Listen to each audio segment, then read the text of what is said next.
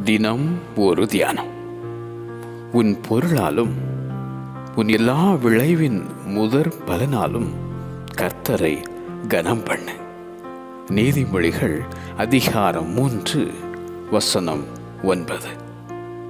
உன் நிலத்தில் முதல் விளைச்சல்களில் முதற்கனியை உன் தேவனாகிய கர்த்தருடைய ஆலயத்துக்கு கொண்டு வருவாயாக.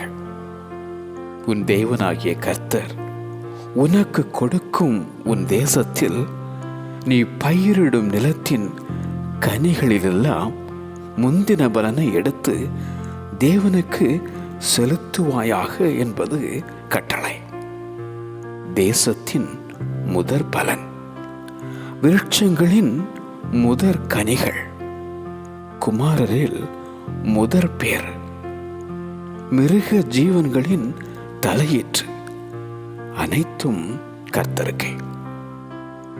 சகலவித முதற் கனிகளிலெல்லாம் முந்தின பலனும் நீங்கள் காணிக்கையாய் செலுத்தும் எவ்விதமான பொருட்களும் ஆசாரியர்களுடையதாயிருப்பதாக.